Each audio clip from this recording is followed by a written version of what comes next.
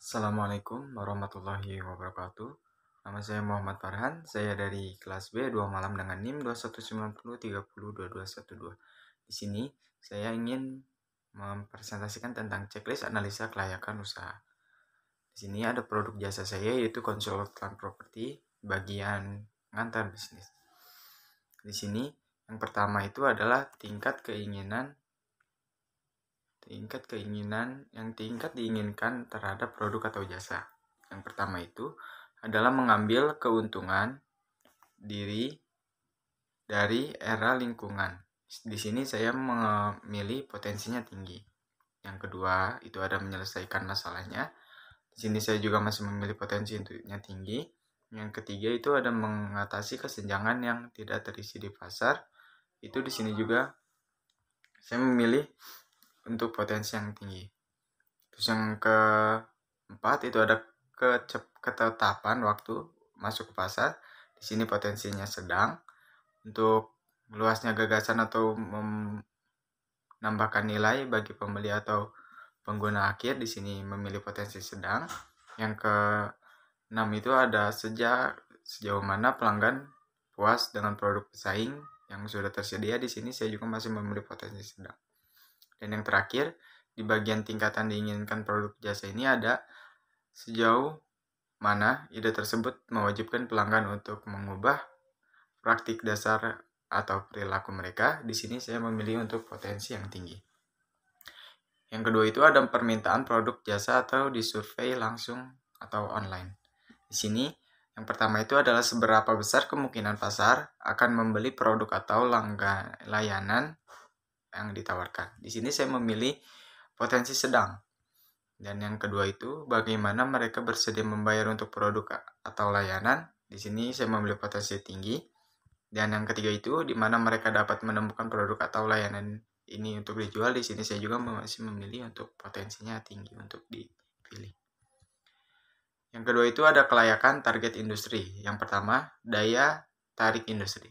Jumlah kompetitor, di sini saya memilih potensi sedang karena di sini bagian properti itu tidak terlalu banyak yang berminat karena harus banyak pengalamannya juga.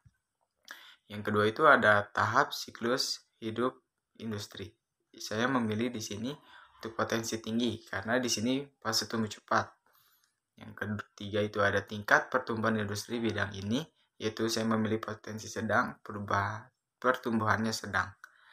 Yang terakhir ada pentingnya produk dan atau layanan industri kepada pelanggan. Saya memilih di sini harus memiliki, yaitu potensi tinggi. Untuk yang margin operasi industri ini saya memilih untuk di potensi tinggi juga. Dan yang kedua itu ada daya tarik target pasar dan konsumen. Di sini ada identifikasi target pasar untuk usaha baru yang diusulkan. Saya memilih potensi tinggi, kemampuan menciptakan penghalang masuk bagi pesaing potensialnya. Dari sini saya juga masih memilih potensi tinggi karena bagian properti ini bisa bersaing di bagian tahap internasional atau nasional juga.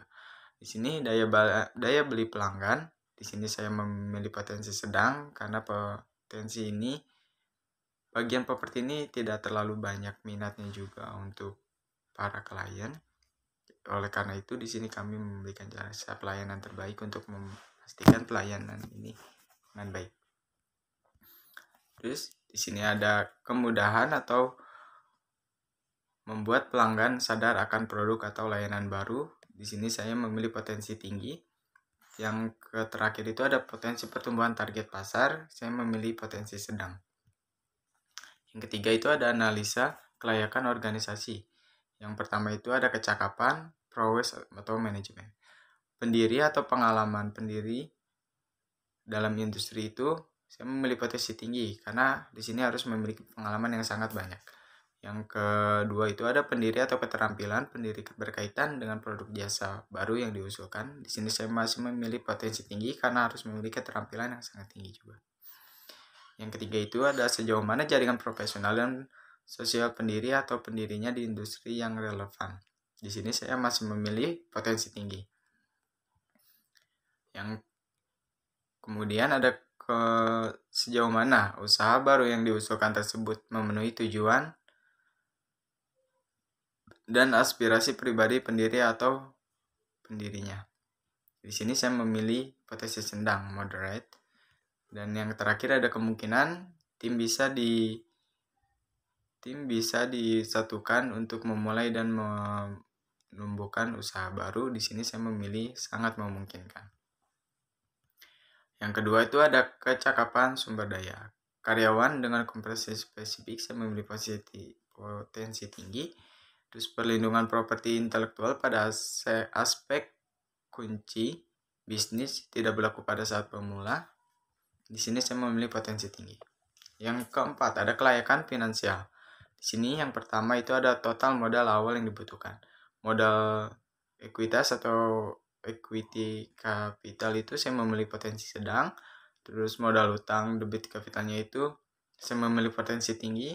Terus modal khususnya itu saya memilih potensi tinggi kembali juga.